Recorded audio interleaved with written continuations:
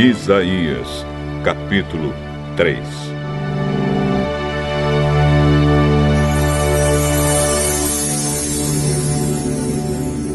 Cuidado! O Senhor, o Deus Todo-Poderoso, vai tirar de Jerusalém e de Judá todo o sustento e todo o mantimento. Não haverá nem comida nem água. Ele vai tirar também todas as pessoas importantes, os homens corajosos e os soldados, os juízes e os profetas, os adivinhos e os sábios, os oficiais do exército e as autoridades civis, os conselheiros e todos os feiticeiros. O Senhor escolherá meninos para governar o seu povo. O poder ficará nas mãos de crianças. Todos perseguirão uns aos outros. Cada um explorará o seu vizinho. Os jovens não respeitarão os velhos. E gente que não vale nada desprezará as pessoas honestas. Naquele dia, uma pessoa agarrará um dos seus parentes e lhe dirá: você pelo menos tem roupas para vestir.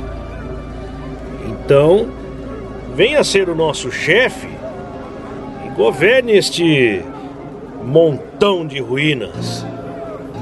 Mas o outro responderá: eu não posso ajudá-lo. Não tenho nem comida nem roupa na minha casa. Você não vai me fazer virar chefe do nosso povo.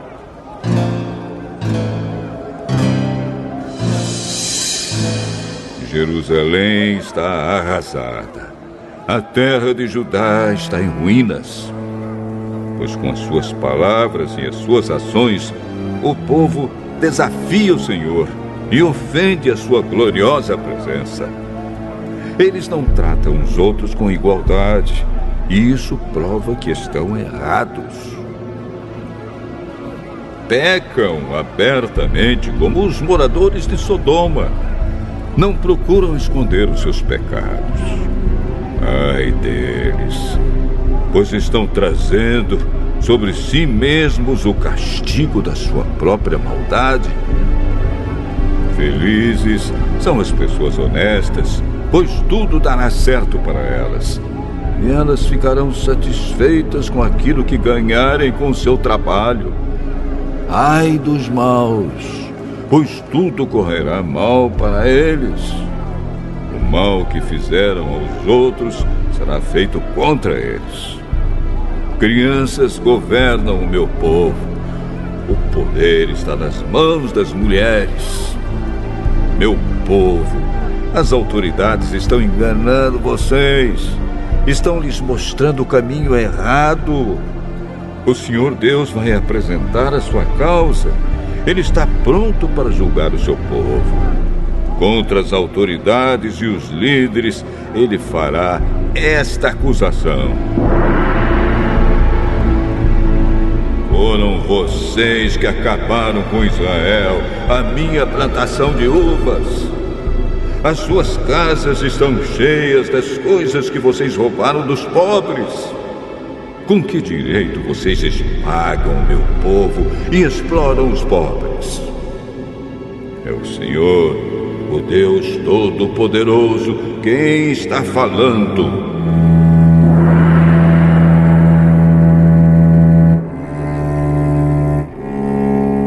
O Senhor Deus disse: vejam como as mulheres de Jerusalém são vaidosas.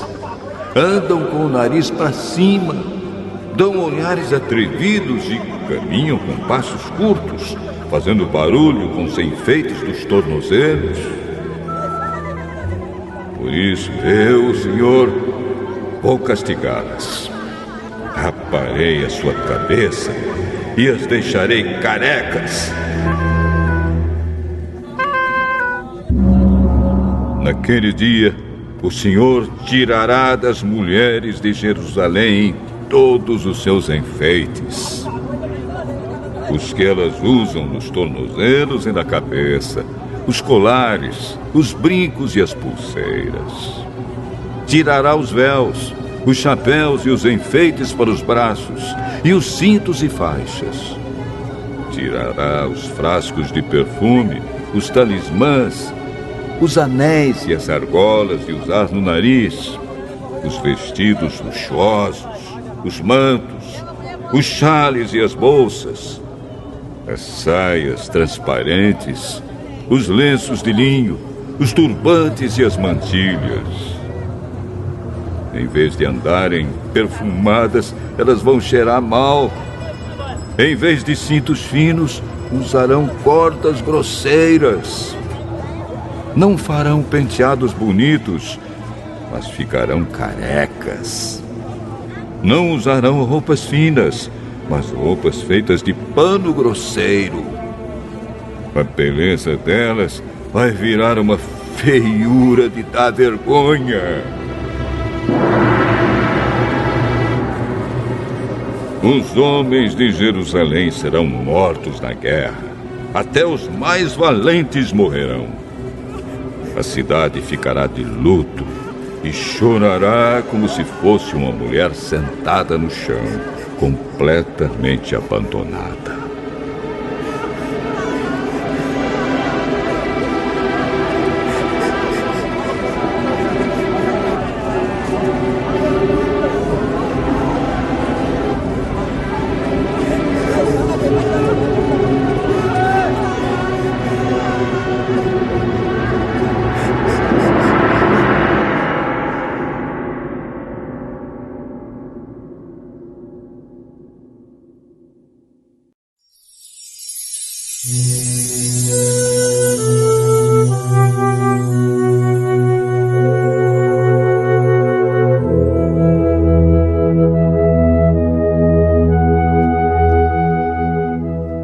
Isaías, capítulo 4.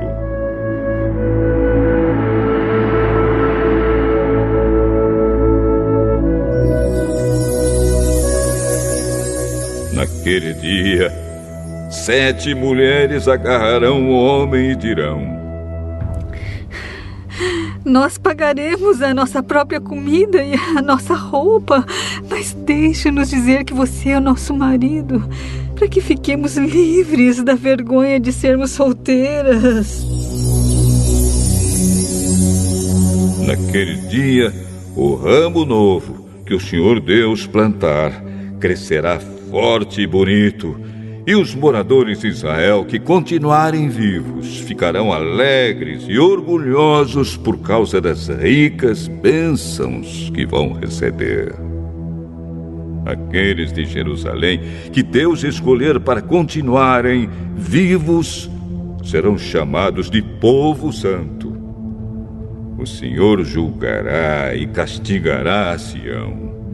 Ele purificará a cidade de toda a impureza e de todos os seus crimes de morte. Então, sobre o monte Sião e sobre o povo ali reunido, o Senhor estenderá uma nuvem durante o dia e chamas de fogo e fumaça durante a noite. A glória de Deus cobrirá e protegerá o seu povo. De dia, ela será uma sombra para protegê-los do calor. E quando vierem as chuvas e as tempestades, será também um abrigo e uma proteção.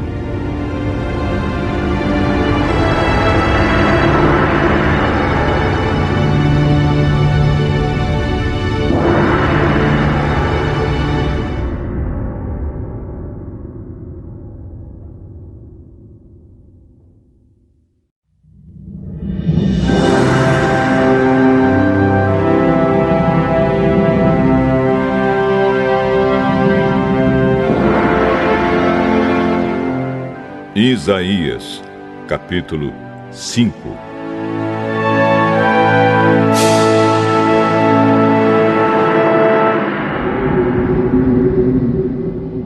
Vou cantar agora para o meu amigo uma canção a respeito da sua plantação de uvas.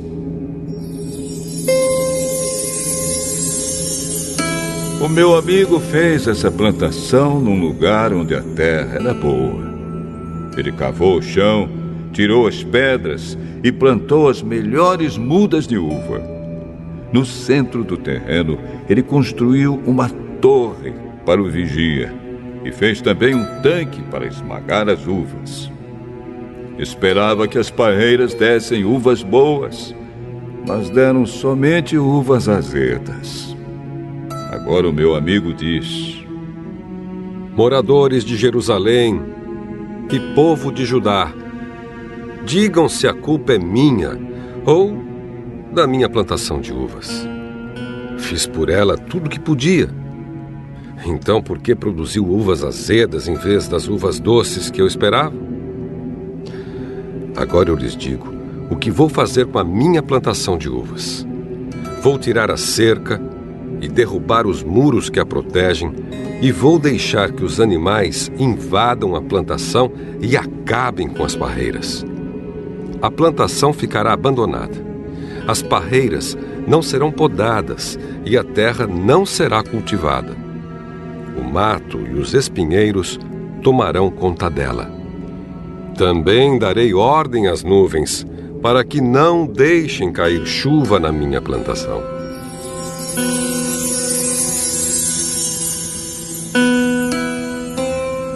A plantação de uvas do Senhor Todo-Poderoso, as parreiras de que Ele tanto gosta, são o povo de Israel e o povo de Judá. Deus esperava que eles obedecessem a sua lei, mas Ele os viu cometendo crimes de morte. Esperava que fizessem o que é direito, mas só ouviu as suas vítimas gritando por socorro. Ai de vocês que compram casas e mais casas, que se tornam donos de mais e mais terrenos. Daqui a pouco não haverá mais lugar para os outros morarem, e vocês serão os únicos moradores do país. Ouvi o Senhor Todo-Poderoso dizer isto: as grandes e belas mansões serão destruídas e ninguém ficará morando nelas. Um alqueire de parreiras dará somente uns 20 litros de vinho, e 100 quilos de sementes produzirão somente 10 quilos de trigo.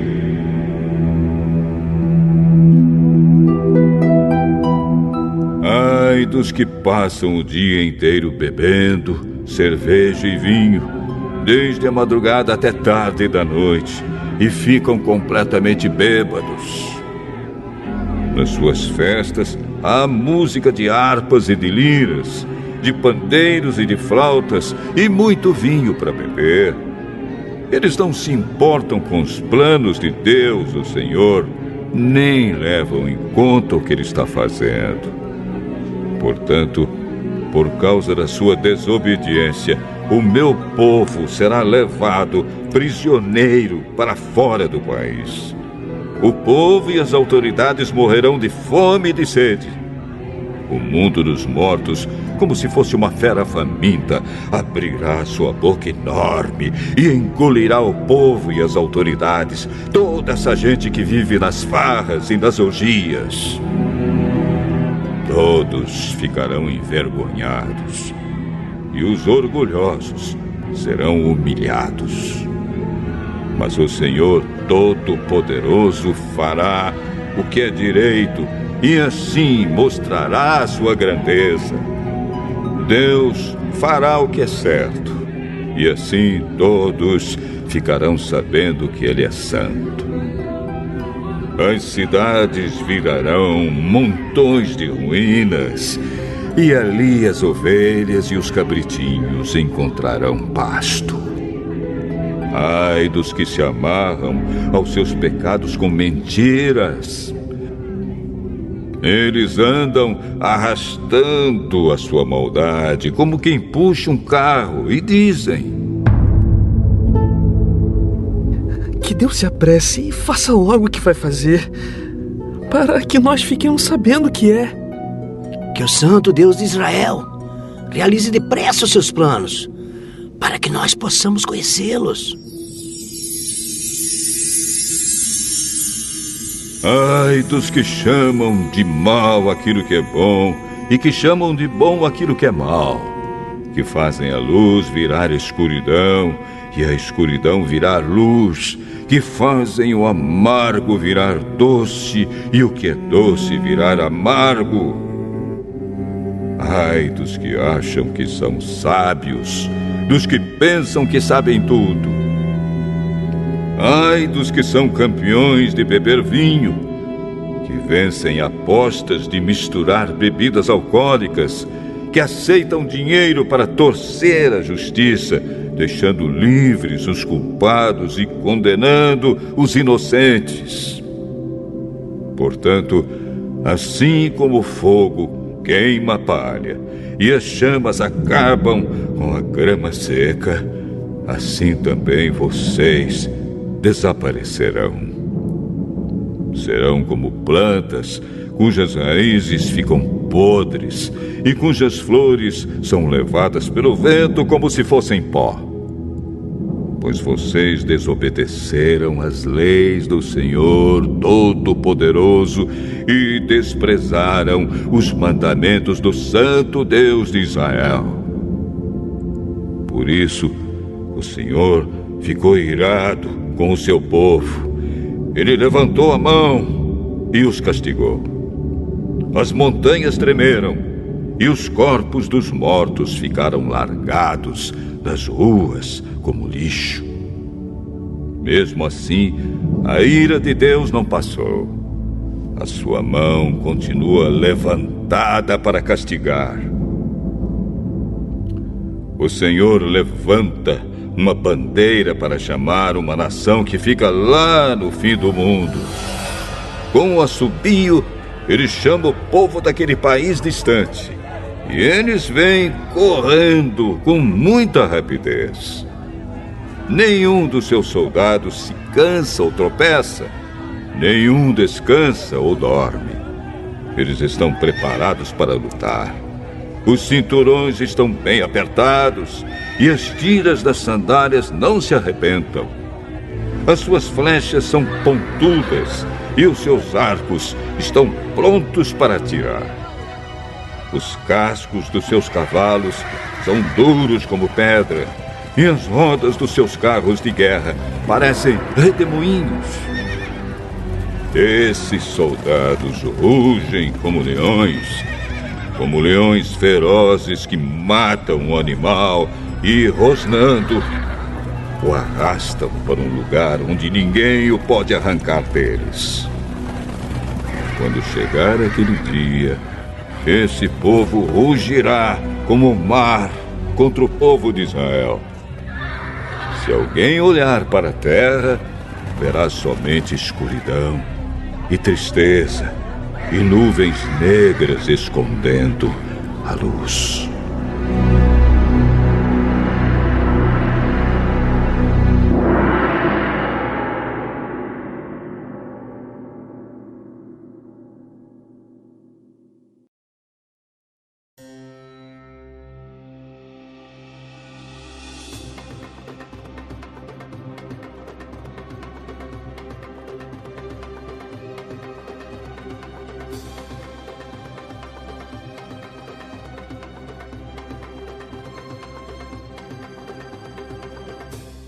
Tobias, capítulo 1.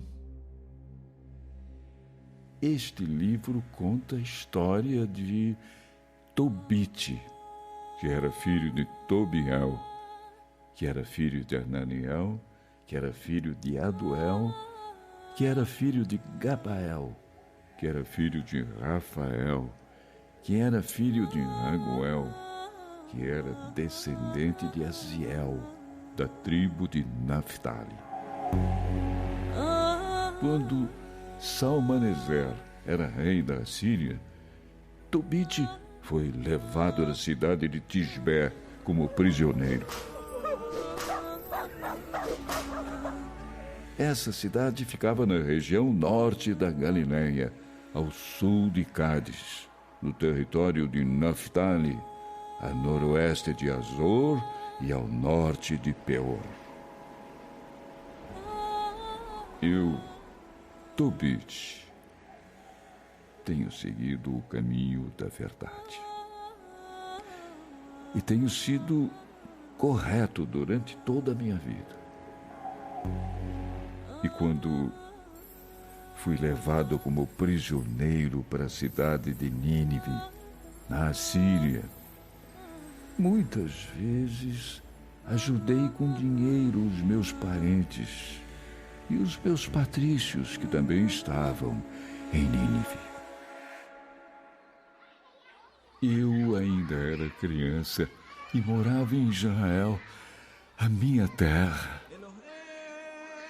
Nessa época, a tribo inteira de Naphtali, a qual eu pertenço, se revoltou contra os reis que eram descendentes de Davi. E também rejeitou Jerusalém como a cidade escolhida por Deus para que nela todas as tribos de Israel oferecessem sacrifícios. Era ali onde o templo, a casa de Deus, tinha sido construído e dedicado ao seu serviço para sempre. Mas os meus parentes e todas as outras pessoas que eram da tribo de Naphtali iam até a cidade de Dan, nas montanhas da Galileia, para ali oferecerem os seus sacrifícios ao touro de ouro que Jeroboão, rei de Israel, tinha mandado fazer. Muitas vezes eu era a única pessoa que ia a Jerusalém para tomar parte nas festas, conforme a lei de Moisés manda o povo de Israel fazer para sempre. Eu ia depressa, levando comigo a primeira parte das minhas colheitas, as primeiras crias dos meus animais, a 10ª parte do meu gado e a primeira lã das minhas ovelhas. Tudo isso eu entregava aos sacerdotes, os descendentes de Arão, em frente do altar, no templo. E aos levitas que estavam a serviço de Deus em Jerusalém, eu entregava a 10ª parte do meu trigo, do vinho, do azeite, das romãs, dos figos e das outras frutas. Todos os anos, menos no 7º, quando a terra descansava, eu vendia uma segunda 10ª parte dos meus produtos, levava para Jerusalém o dinheiro ganho com essa venda e ali eu gastava durante as festas.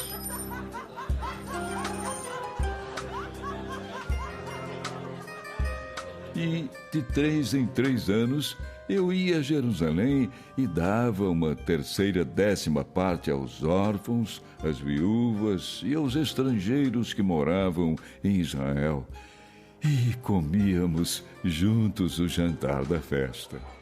Eu fazia isso como manda a lei de Moisés e conforme as leis que Débora, a minha avó, a mãe de Tobiel, o meu pai, me havia ensinado a obedecer.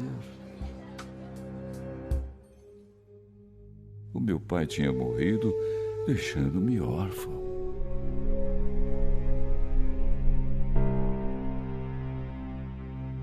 Eu já era homem feito quando me casei com Ana, que era da minha tribo.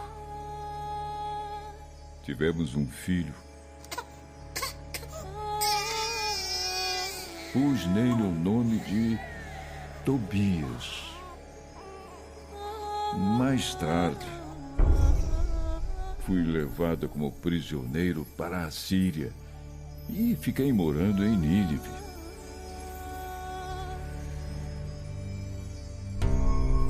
Todos os meus parentes e patrícios que moravam em Nínive comiam dos alimentos daquele povo pagão, mas eu fiquei firme. Eu não comia daquelas coisas. De todo o meu coração, eu obedecia ao meu Deus. E por isso, o Deus Altíssimo fez com que o rei Salmaneser me tratasse com simpatia e respeito. Fui, então, encarregada de comprar todos os mantimentos para o palácio do rei. Enquanto Salmaneser vivia, eu ia sempre até a Média, a fim de fazer compras para ele. Certa vez, na cidade de Ranguês, na Média, eu deixei guardados para mim na casa de Gamael, filho de Gabri, alguns sacos cheios de moedas de prata, que pesavam mais ou menos 340 quilos. Quando Salmaneser morreu, seu filho Senaqueribe ficou no lugar dele como rei da Síria. As estradas para a Média foram fechadas e, por isso, eu não pude continuar a fazer as minhas viagens até lá. Ainda no tempo de Salmaneser, muitas vezes eu dei dinheiro para ajudar os meus patrícios. Se estavam com fome, eu lhes dava comida. Se não tinham roupa, eu dava.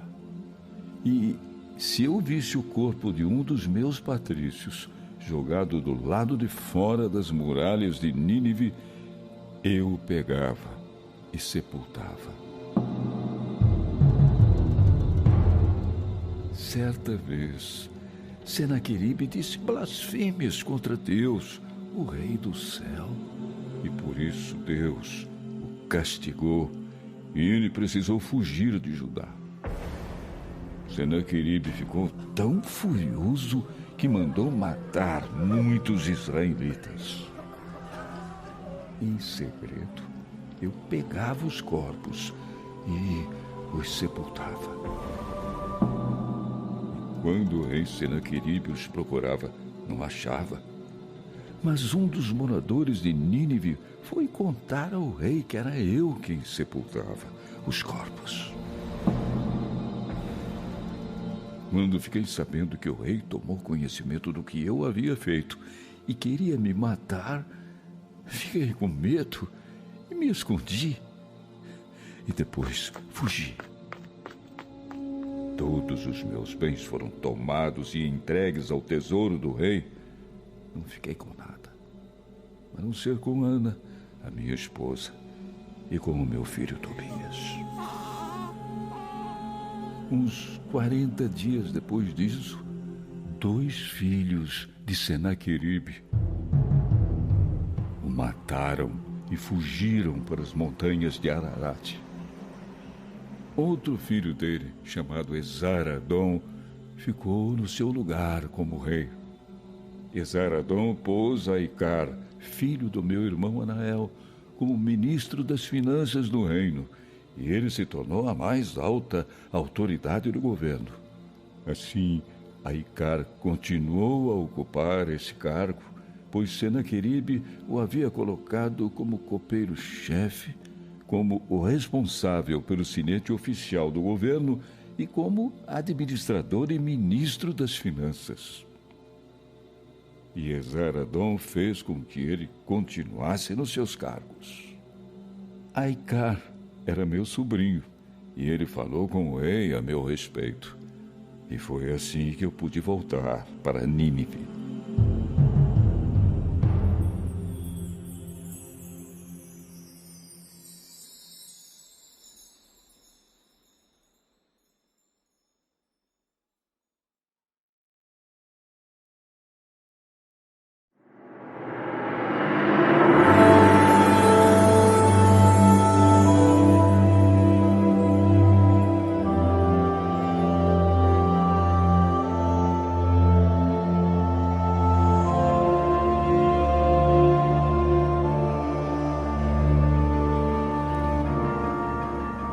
João, capítulo 14. Jesus disse: Não fiquem aflitos. Creiam em Deus e creiam também em mim. Na casa do meu Pai há muitos quartos, e eu vou preparar um lugar para vocês. Se não fosse assim, eu já lhes teria dito. E depois que eu for e preparar um lugar para vocês, voltarei e os levarei comigo para que onde eu estiver, vocês estejam também. E vocês conhecem o caminho para o lugar onde eu vou. Então Tomé perguntou: Senhor, nós não sabemos aonde é que o Senhor vai. Como podemos saber o caminho?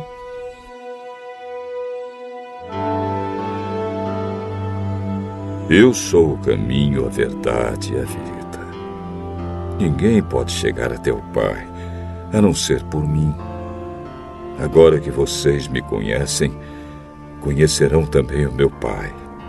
E desde agora vocês o conhecem e o têm visto. Filipe disse a Jesus: Senhor, mostre-nos o Pai, e assim não precisaremos de mais nada. Faz tanto tempo que eu estou com vocês, Filipe, e você ainda não me conhece. Quem me vê, vê também o Pai. Por que você diz: mostre-nos o Pai? Será que você não crê que eu estou no Pai e que o Pai está em mim? O que eu digo a vocês, não digo em meu próprio nome. O Pai que está em mim é quem faz o seu trabalho. Creiam no que lhes digo. Eu estou no Pai e o Pai está em mim. Se vocês não creem por causa das minhas palavras, creiam pelo menos por causa das coisas que eu faço. Eu afirmo a vocês que isto é verdade. Quem crê em mim fará as coisas que eu faço, e até maiores do que estas, pois eu vou para o meu Pai. E tudo o que vocês pedirem em meu nome, eu farei, a fim de que o Filho revele a natureza gloriosa do Pai. Eu farei qualquer coisa que vocês me pedirem em meu nome. Se vocês me amam, obedeçam aos meus mandamentos. Eu pedirei ao Pai, e Ele lhes dará outro auxiliador, o Espírito da Verdade, para ficar com vocês para sempre. O mundo não pode receber esse Espírito, porque não o pode ver nem conhecer. Mas vocês o conhecem, porque Ele está com vocês e viverá em vocês. Não vou deixá-los abandonados, mas voltarei para ficar com vocês.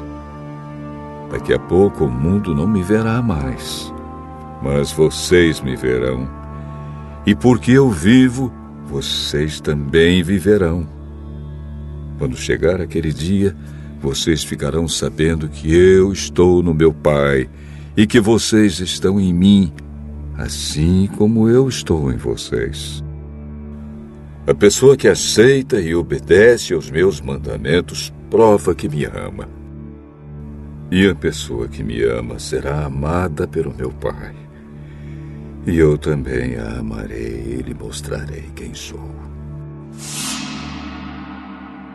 Então Judas, não o Judas Iscariotes, perguntou: Senhor, como será possível que o Senhor mostre somente a nós e não ao mundo quem o Senhor é?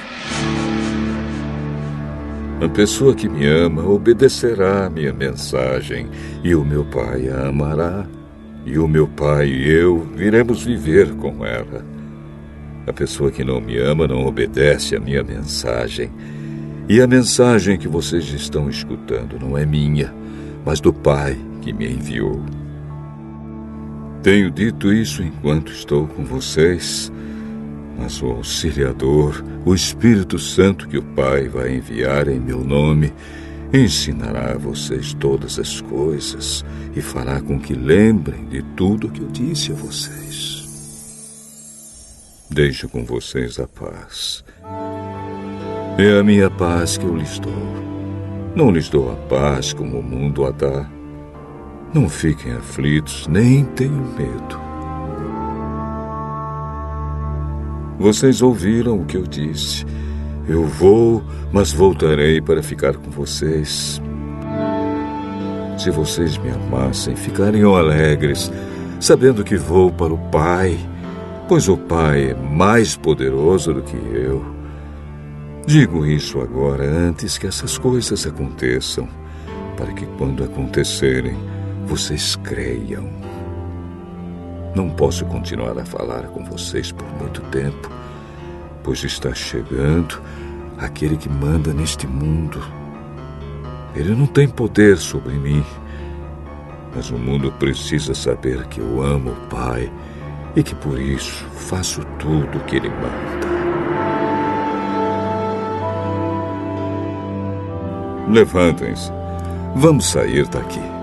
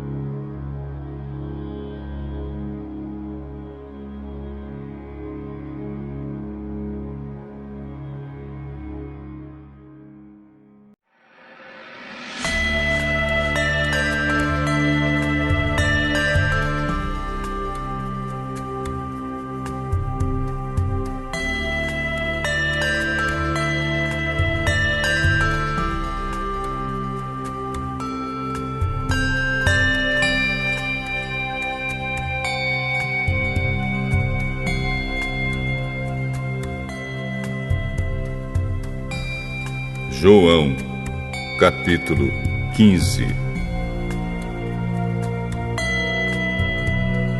Jesus disse: Eu sou a videira verdadeira e o meu Pai é o lavrador. Todos os ramos que não dão uvas ele corta, embora eles estejam em mim. Mas os ramos que dão uvas ele poda, a fim de que fiquem limpos e deem mais uvas ainda. Vocês já estão limpos por meio dos ensinamentos que eu lhes tenho dado. Continuem unidos comigo, e eu continuarei unido com vocês. Pois assim como o ramo só dá uvas quando está unido com a planta, assim também vocês só podem dar frutos se ficarem unidos comigo. Eu sou a videira e vocês são os ramos. Quem está unido comigo e eu com ele, esse dá muito fruto, porque sem mim vocês não podem fazer nada. Quem não ficar unido comigo será jogado fora e secará. Será como os ramos secos que são juntados e jogados no fogo, onde são queimados. Se vocês ficarem unidos comigo e as minhas palavras continuarem em vocês, vocês receberão tudo o que pedirem. E a natureza gloriosa do meu Pai se revela quando vocês produzem muitos frutos e assim mostram que são meus discípulos. Assim como meu Pai me ama, eu amo vocês. Portanto, continuem unidos comigo por meio do meu amor por vocês. Se obedecerem os meus mandamentos, eu continuarei amando vocês, assim como eu obedeço aos mandamentos do meu Pai e Ele continua a me amar.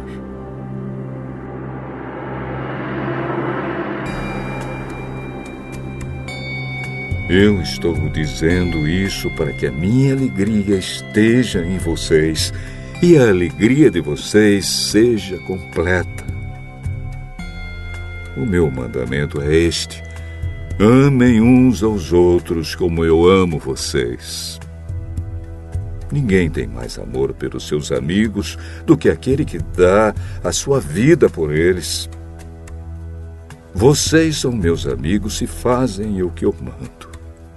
Eu não chamo mais vocês de empregados, pois o empregado não sabe o que o seu patrão faz. Mas chamo vocês de amigos, pois tenho dito a vocês tudo o que ouvi do meu Pai. Não foram vocês que me escolheram? Pelo contrário, fui eu que os escolhi para que vão e deem fruto, e que esse fruto não se perca. Isso a fim de que o Pai lhes dê tudo o que pedirem em meu nome. O que eu mando a vocês é isto: amem uns aos outros. Se o mundo odeia vocês, lembrem que ele me odiou primeiro. Se vocês fossem do mundo, o mundo os amaria por vocês serem dele. Mas eu os escolhi entre as pessoas do mundo e vocês não são mais dele. Por isso o mundo odeia vocês. Lembrem do que eu disse: o empregado não é mais importante do que o patrão. Se as pessoas que são do mundo me perseguiram, também perseguirão vocês. Se elas obedeceram aos meus ensinamentos, também obedecerão aos ensinamentos de vocês. Por causa de mim, essas pessoas vão lhes fazer tudo isso, porque não conhecem aquele que me enviou. Elas não teriam nenhum pecado se eu não tivesse vindo e falado a elas. Mas agora, essas pessoas não têm desculpa para o seu pecado. Quem me odeia, odeia também o meu Pai.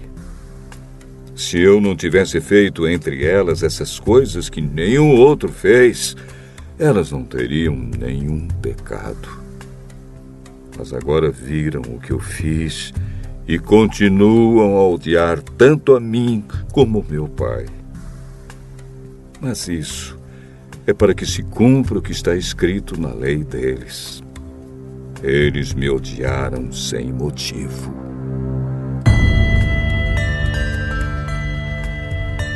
Quando chegar o Auxiliador, o Espírito da Verdade que vem do Pai, ele falará a respeito de mim. E sou eu quem enviará esse Auxiliador a vocês da parte do Pai. E vocês também falarão a meu respeito, porque estão comigo desde o começo.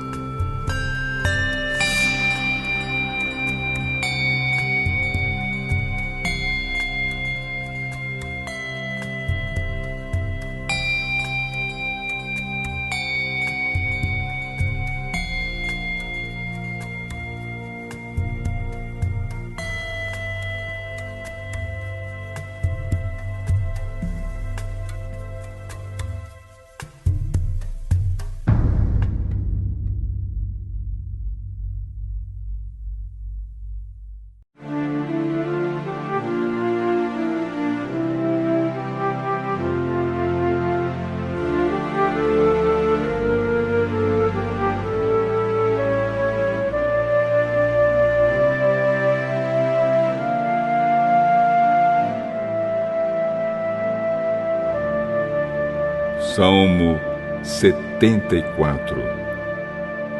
Poesia de Asaf. Oh Deus, por que nos abandonaste para sempre? Por que estás irado com as ovelhas do teu rebanho? Lembra do teu povo que há tanto tempo escolheste para ser teu e que livraste da escravidão para ser a tua própria gente. Lembra do Monte Sião, onde moraste. Vem e anda sobre estas ruínas sem fim. Os nossos inimigos destruíram tudo que estava no templo. No teu templo, os teus inimigos gritaram de alegria, e ali puseram as suas bandeiras como sinal de vitória. Eles pareciam lenhadores cortando árvores com seus machados. Com seus machados e marretas, destruíram todos os enfeites de madeira. Arrasaram e incendiaram o teu templo. Profanaram o lugar onde és adorado. Eles resolveram nos esmagar completamente.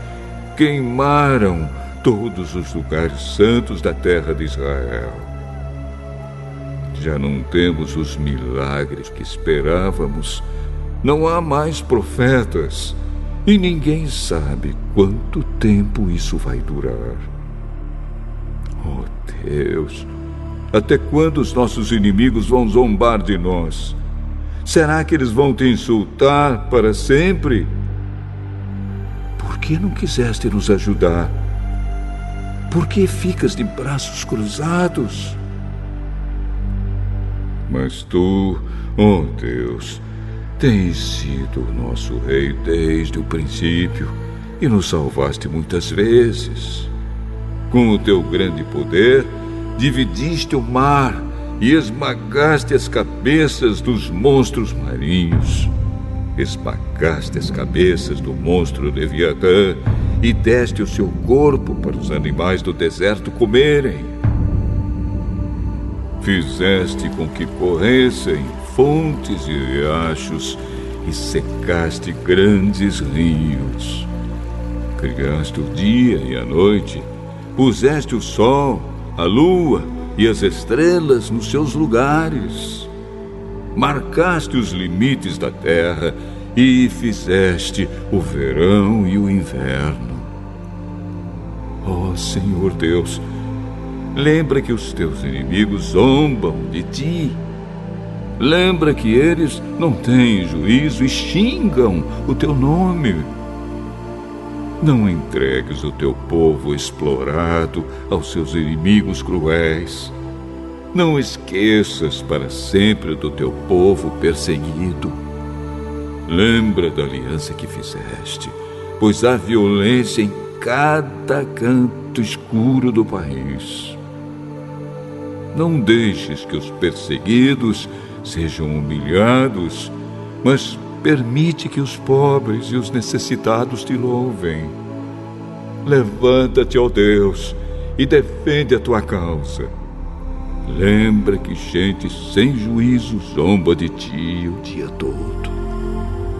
Não esqueças os gritos de raiva dos teus inimigos, nem do barulho constante dos teus adversários.